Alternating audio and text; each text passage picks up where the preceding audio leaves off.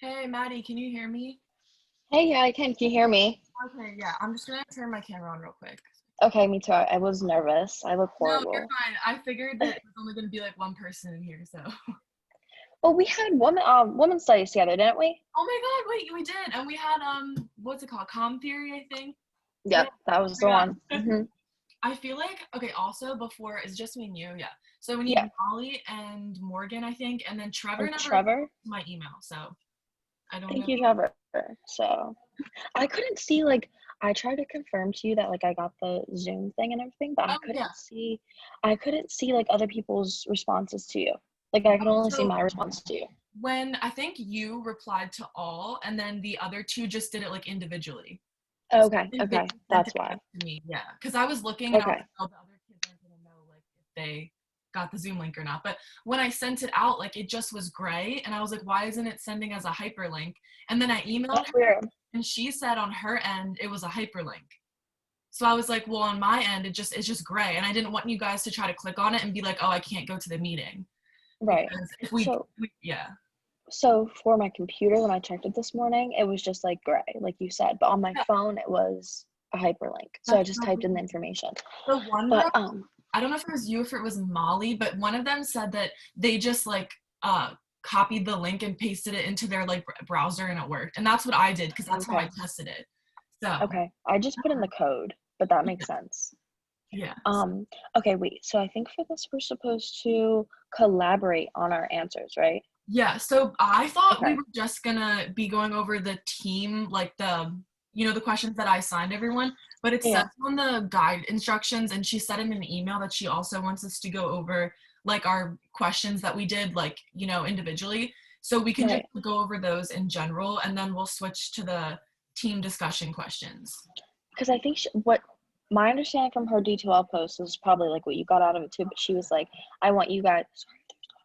But she was like, she was like, I want you guys to come up with the best answer. So I guess we would all collaborate. And then for instance, I would still do number two, you would do number one, but we wouldn't put our answer, we'd put our collaborated answer, if that makes sense. Yeah, I think Yeah. no, I get that, but I think also this is I recorded it right away because I don't know how to start recording it at a certain point. But so when I Okay. submit this, it's fine. We didn't we're just talking about the class. But when I submit this, I think is she just gonna grade what we said because I don't think I have to type it out, right? Like I'm just submitting the video, I think. Yeah, well, maybe we do. Oh, I don't know. I think you can start recording halfway through. Okay. Because I think the only thing she wants recorded is that last part where we're talking about our questions. Okay, wait, how do I You know what stop? I mean? Here, hold on. Let me read the thing real quick. I know it's confusing. I felt bad because you're the first one. I know. I literally looked at the teams and I was the only one with a B last name. So I was like, I'm going Of first. course. Yeah. Um, Here it is. Okay. She said intro, first comment on each section of the guide, blah blah blah, then go over your answers. Fine. Okay, so it's recording. Hi, I'm Ashley. I'm Maddie. I'm I'm Morgan. I'm Trevor. All right, and then we just discussed our general answers to the film questions, and now we're just going to be doing our assigned team question ones. Also Molly is not here, so we're just gonna mark her as absent. And then she was supposed to do question 3, but we're all just gonna generally answer that one. So for number 1, I'm doing this one. The question is analyze the cause of the slave revolt on the plantation. Explain each step that led to the rebellion and how the authorities responded. Why was this scene included in the film? How would you have reacted if you were in the slave's position? So basically, the slave revolt was definitely an ongoing buildup of frustration and oppression. We see this when they have the visit with the priest, and they're saying, okay, we understand you're talking about Christianity and how it's a good thing, but why is it okay for you guys to beat us? And they question it there, which then the priest says, God says it's okay to beat you guys. Then we also see this at the dinner when the master recreates the Last Supper with the 12 slaves that he chose. They again question, why is it okay for you to beat us? The abuse, all that. And he says, God would want this. So again, reinstating, slavery with religion. And then the final straw for them that led to the revolt was when they were promised by the master to not work on Good Friday. And then Don Manuel comes out and tells all of them to get to work, and they are enraged because they're like, this was supposed to be our day off and we don't have anything, and you promised us one day and we don't even get that. So then that's what led with the revolt. And then it says, how would you have reacted if you were in the slave's position? I would have done the same thing. Like, if I was promised a day off and I work every single day, 7 days a week, I would be mad too, and I would also rebel. So that's pretty much what I have for 1, and whoever wants to start with 2. So I had number 2, and my question was to analyze the final images of resurrection and liberation.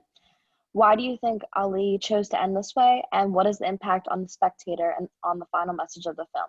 So I said that the final images overall displayed in the film are extremely impactful and leave the viewer feeling like so many different types of ways. First of all, seeing those 11 men on the cross evoked the same feelings I felt when I learned about Jesus being hung from the cross for the first time. I felt very like, wow, this is not fair, this is unjust. I want, someone who was a good person and they're being treated this way. And I felt the same exact way when I learned about these slaves who were just fighting for their freedom being treated this way and being hung when they really did absolutely nothing wrong. I believe the director wants us to feel those emotions. They want us to feel bad for them. They want us to feel like this isn't fair. And in the final scene, Christianity is restated by nailing the huge cross up in the ground, and the 11 heads that were sacrificed can be seen as the symbolic body of Christ, whereas Sebastian is free and carries on as the spirit of Christ. When we see the last images of Sebastian running away, the spectator is left with feelings of hope. That's basically what I had for number 2. All right, and then 3, again, Molly was supposed to answer this one, but she's not here, so we're all just gonna jump in with this one. I'll just start off with reading the question. What is the official discourse on slavery during colonial times in Cuba, as shown in the film? How does the film show it? Give examples of scenes, and does the director actually agree with the official discourse on slavery in colonial times, and how do we know? Okay, so the dominant discourse would be justifying slavery, and I felt like we kind of already touched on this when I said earlier that it was constantly being reinstated through Christianity. Again, I felt like I said my answer through the priest and at dinner with the 12 slaves when they were recruiting the Last Supper.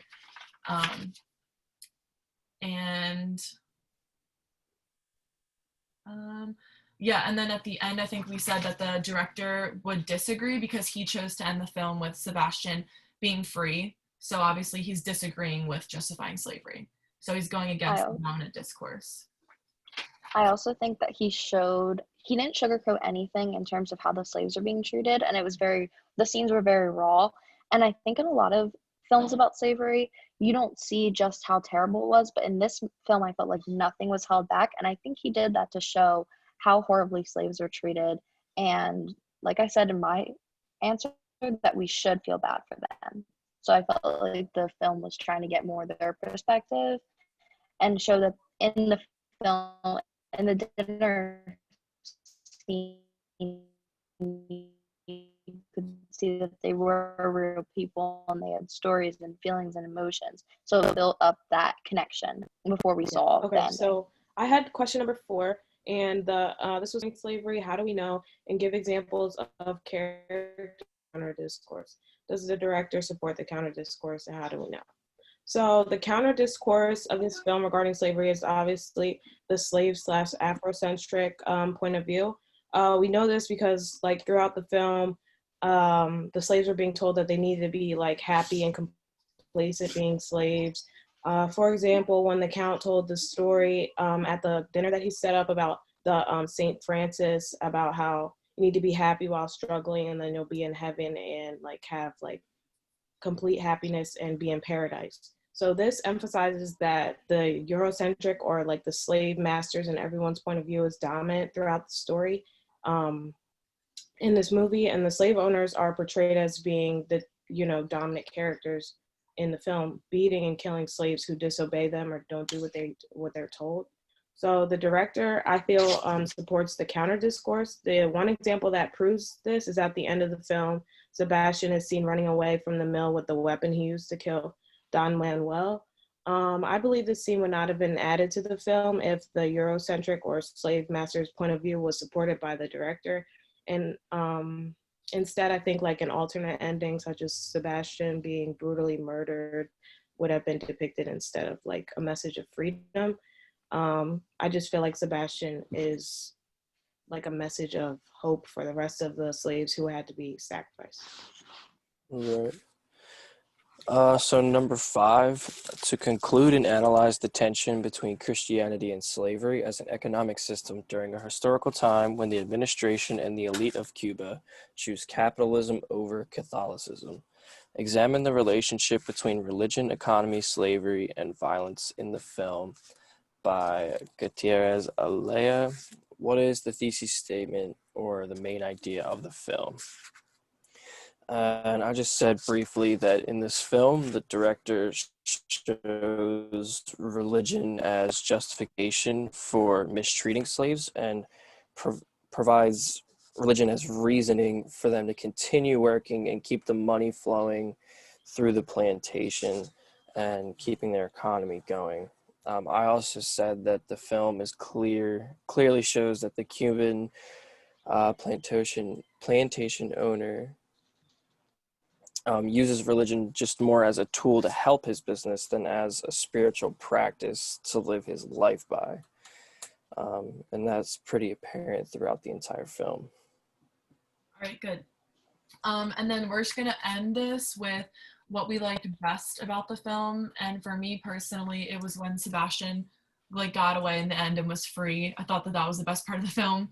And I think you guys all agreed, but if you have something different, you can voice that. My favorite, like what I liked best about the film, or not what I liked best, but like my favorite part was like at dinner when Sebastian sat next to the Count and he was like, "What is my name?" or "What is your name?" and then he spit in his face because like everybody just wasn't expecting that. And even though like that's kind of like what the hell, but oops, but that's kind of like what the heck. I just feel like that's just how like everyone at that dinner table is feeling, and that's just like shows like he is a figure of how everyone feels, but some people won't say. Yeah.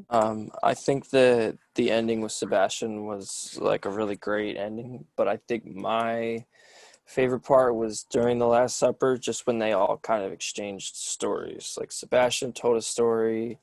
I forget his name. The one guy told a story about hunger, and the master told a story too. I just kind of liked the way that they were all together dining and sharing stories, and they were singing a little bit, and I thought that was an interesting way of portraying that. Yeah. I would have to say the ending was the best part for me too, because I was like, yes, he got away. And I mean, it kind of leaves it up to your imagination about what happens to him. And I kind of like thought, okay, like maybe he gets away and he starts a new life and he gets to be free. But I mean, that's what I hope happened, but you also don't know. So I like that it was left up to our interpretation. Yeah. I also just want to touch on what Trevor said about like the dinner. I feel like this just came to me right now, but like when they were all there, I feel like that was like a sense of freedom for them. Like that was like, because they all got to like, you know, hang out with him for hours and drink wine and eat food that they've never had, like, you know. So I feel like that was like a sense of getting a piece of freedom for them too. But yeah, so we answered all the questions. We did everything, so I think we're good. So I'm just gonna end this recording. Thank you guys. Thank you.